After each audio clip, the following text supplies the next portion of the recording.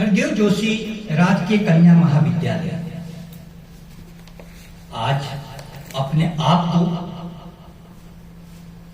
गौरवान्वित तो महसूस कर रहा है, क्योंकि आज हम सभी भारत रत्न श्री अटल बिहारी वाजपेयी जी की 100वीं जयंती पर उसकी पूर्व संध्या पर उनके प्रति अपने श्रद्धा सुमन अर्पित कर रहे हैं। इस सभा में उपस्थित प्रोफेसर प्रमोद वैष्णव सर एवं डॉक्टर विजय सिंह सर तथा प्रिय विद्यार्थी कुछ अवसर विशेष होते हैं। वे अवसर विशेष इसलिए होते हैं कि उस अवसर का सदुपयोग यदि आपने उस महापुरुष के गुणों के वर्णन के लिए किया तो वे गुण आपके जीवन में अनायास उतरने लगेंगे।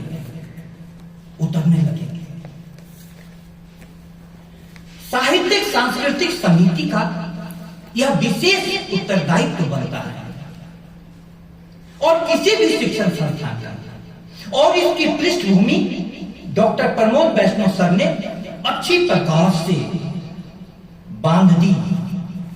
अटल बिहारी वाजपेयी जी के जीवन पर प्रकाश डालता और उसके बाद देखो इस दूर दराज में भी डॉक्टर विजय सिंह सर ने अटल बिहारी वाजपेयी जी के जीवन पर एक सुंदर कविता प्रस्तुत कर यहां पर आप सभी को एक प्रकार से जगा दिया। आखिर क्या बात है कि अटल बिहारी वाजपेयी जी को आज हम याद कर रहे हैं। सोचो जरा, उसका कारण है आज भारतीय राजनीति कटुता के एक अजीब मुकाम पर है। संसद जहां पर चर्चा और गंभीर चर्चा का माहौल होता है, वह संसद आज किसी और कारण से चर्चा में बना हुआ है। एफआईआर दर्ज करवाई जा रही है एक दूसरे के विरुद्ध। ऐसे माहौल में एक ऐसे व्यक्ति को याद करना जिसके गुणों के प्रशंसक उनकी अपनी ही पार्टी के नहीं, विरोधी पार्टी के लोग भी होते थे। विरोधी पार्टी के लोग, विरोधी पार्टी वाले कहते थे अटल जी के बारे में, आदमी तो बहुत अच्छे हैं, सिर्फ पार्टी गलत है। अब इस प्रकार आदमी तो बहुत अच्छे हैं, पार्टी गलत है। अटल बिहारी वाजपेयी जी ने बहुत प्यारा सा जवाब दिया कि किसी ऐसे पेड़ को बताइए जिसके बारे में आप कहिए कि फल तो बहुत अच्छा है और पेड़ विषाक्त है। संभव नहीं है। देखो कितने प्रेम से वे जवाब देते थे। राजनीति बहुत लोगों को अच्छी नहीं लगती, मुझे भी राजनीति अच्छी नहीं लगती, लेकिन वाजपेयी जी अच्छे लगते हैं। वाजपेयी जी अच्छे लगते हैं। राजनीति कीचड़ के समान है और वाजपेयी जी उसमें खिले हुए कमल के समान। शंख सीप तो तट पर, लेकिन मोती पारावार में, काई करदम यहां, मनोहर नील कमल मझधार में। किनारे पर आपको कीचड़ ही मिलेंगे, लेकिन कमल खिलता है बीच में। राजनीति के बीच में रहकर वाजपेयी जी ने अपनी सहृदयता से, अपने सद्गुण से सभी लोगों का दिल जीत लिया। सभी लोगों का दिल जीत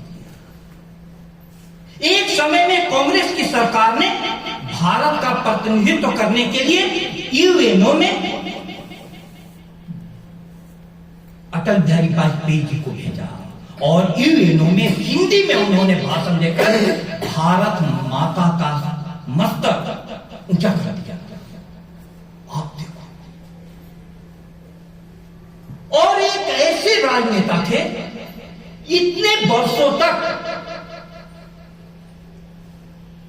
मुख्य विपक्षी पार्टी के नेता के रूप में उन्होंने 40 वर्ष तक संसद की सेवा की, लेकिन कभी भी उनके जीवन में ऐसा नहीं लगा कि वे सत्ता के लिए थोड़ा भी व्यग्र, एकदम नहीं।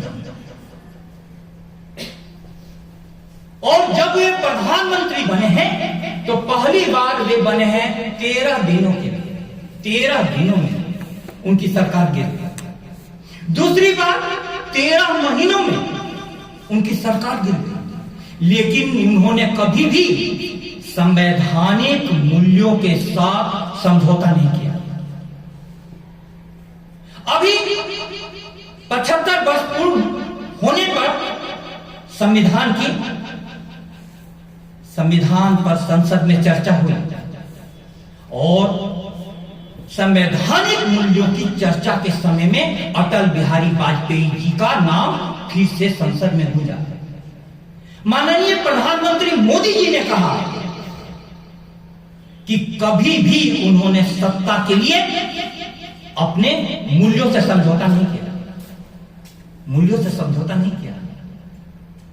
यह आपको ध्यान में रखना होगा कि इसी धरती पर हमारे ही बीच से कोई एक नेता इस ऊंचाई पर पहुंचता है कि किसी भी स्थिति में वह अपने जीवन के मूल्यों के साथ समझौता नहीं करता। तो दूसरा नेता यह कैसे कर सकता है कि हमारी कुछ मजबूरी है? कोई मजबूरी नहीं, कोई मजबूरी नहीं। अटल जी ने संसद में कहा कि जोड़ तोड़ करके अनैतिक गठबंधन बनाकर यदि मुझे सत्ता प्राप्त करना हो तो ऐसी सत्ता को हम चिमटे से भी छूना पसंद नहीं करेंगे। आखिर ऐसे लोग कैसे पैदा होते हैं, कैसे पैदा होते हैं? हमें देखना होगा उनकी पारिवारिक पृष्ठभूमि, हमें देखना होगा उनकी वैचारिक पृष्ठभूमि। मैं जब किशोरावस्था में था, आप लोगों की उम्र में, गांधी मैदान में जब वे भाषण देने आते थे तो मैं उनको सुनना चाहता था और इस प्रकार से भाषण देते थे कि लाखों की भी मंत्रमुग्ध हो जाती थी। एक उदाहरण बताऊंगा उनके पहले भाषण का। वे दे रहे थे गांधी मैदान में भाषण। उन्होंने कहा कि लोकसभा अध्यक्ष जी ने संसद में कहा कि जितने भी बिहारी सांसद हैं वे हाथ खड़े करें। सारे बिहारी सांसदों ने हाथ खड़ा किया और अटल बिहारी वाजपेयी जी ने कहा मंच से कि मैंने भी हाथ खड़ा किया। लोकसभा अध्यक्ष जी ने कहा वाजपेयी जी आप तो हाथ खड़े मत कीजिए, सिर्फ बिहारी सांसदों को हाथ खड़ा करना है। तो संसद में वाजपेयी जी का जवाब था, अध्यक्ष महोदय ये सब तो सिर्फ बिहारी हैं, मैं तो अटल बिहारी हूं, अटल बिहारी। इस प्रकार के व्यक्तित्व वाले वाजपेयी जी, सारी जनता ने इतनी तालियां बजाई कि कान बधिर हो गए। बोलने की ऐसी कला, इतने प्रेम से बोलते थे, किसी के साथ भी उनका बर्ताव ऐसा था। उनको आप लोग सुनो, नई पीढ़ी नहीं तो भाषण देने की कला नहीं आ पाएगी। इतनी उनकी कविताएं जन जन के हृदय में जगह बना चुकी है, जन जन के हृदय में। आज पूरा भारत एक प्रकार से वैचारिक विभाजन के कगार पर है। वैचारिक विभाजन माने क्या?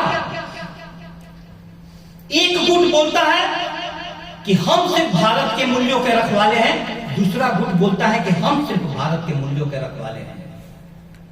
लेकिन वाजपेयी जी के समय में इस प्रकार के हालात कभी भी नहीं आए। उन्होंने इमरजेंसी के समय में भी जेल की यातनाएं सही, लेकिन वहां से भी उन्होंने अपनी कविताओं से सत्ता को चुनौती दी, सत्ता को चुनौती दी। तो आखिर क्या बात है कि वाजपेयी जी को सारी पार्टी के लोग, सारी जाति के लोग, सारे धर्म के लोग अपना मानते थे। एक दो विद्यार्थियों आपके लिए उदाहरण दूं, आप तुरंत समझ जाएंगे। अटल बिहारी वाजपेयी जी ने राष्ट्रपति पद के लिए हिंदूवादी विचारधारा के होते हुए भी उन्होंने अब्दुल कलाम साहब को फोन किया। देखो कितना हृदय विशाल और कैसा राष्ट्रपति भारत को दिया, जिसने राष्ट्रपति भवन को शिक्षालय में तब्दील कर दिया। वाजपेयी साहब ऐसे जौहरी थे, निष्णात जौहरी, जो डायमंड्स के लिए न खदान देखते थे न खानदान देखते थे। उन्होंने अब्दुल कलाम साहब को राष्ट्रपति पद के लिए, वही कलाम साहब जिनके नेतृत्व में पूरे विश्व के विरोध के बावजूद भारत ने दूसरा अणुशक्ति का परीक्षण किया। आप देखो, ये सब चीजें आपको जाननी चाहिए, जाननी चाहिए। आखिर हम यदि अपने महापुरुषों को नहीं जानेंगे तो हमारे में वे सद्गुण कैसे आएंगे? वे खुली आम घोषणा करते थे, हिंदू तन-मन, हिंदू जीवन मेरा परिचय। लेकिन उनका हिंदुत्व इतना विराट था कि उस हिंदुत्व के विराट हृदय में सब कुछ समाहित हो जाते थे, सब कुछ समाहित हो जाते थे। इसलिए प्यारे विद्यार्थियों, जब भारत श्री अटल बिहारी वाजपेयी जी की 100वीं जयंती मना रहा है तो हमें यह याद रखना चाहिए, इसी राजनीति के कीचड़ में एक कमल खिला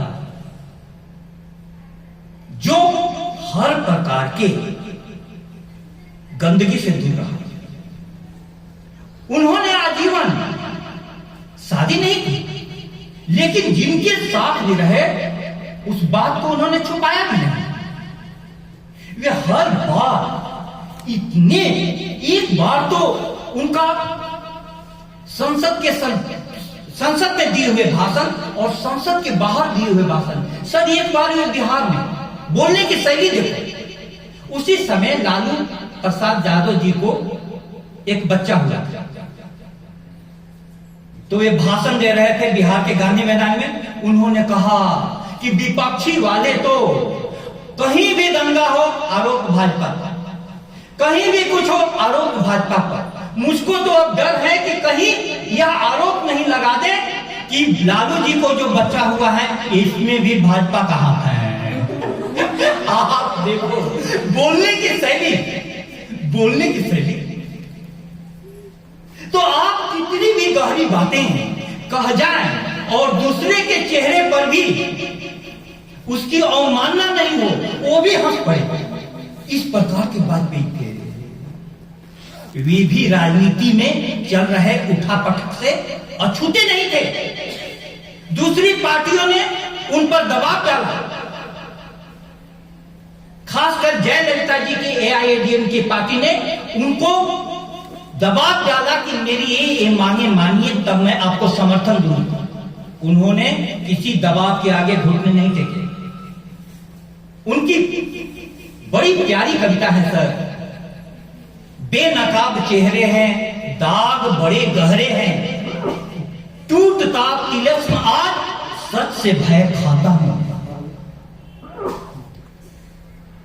बेनकाब चेहरे हैं, दाग बड़े गहरे हैं, टूटता तिलस्म आज सच से भय खाता हूं। लगी कुछ ऐसी नजर बिखरा शीशे सा शहर, अपनों के मेले में नीत नहीं पाता हूं, नीत नहीं पाता हूं, गीत नहीं गाता हूं, गीत नहीं गाता हूं। अब देखो बेनकाब चेहरे हैं, मतलब सब सच्चाई तो उनको मालूम चलती थी। दाग बड़े गहरे हैं, जो सपना देखते थे भारत मां का कैसा हो, तो टूटता तिलस्म आज सच से भय खाता है। ऐसी सच्चाई थी जिससे वे भय खाते थे। बिखरा शीशे सा शहर, उनके सपने भी बहुत धूल धूसरित हुए, लेकिन वे हर बार उठ जाते हैं।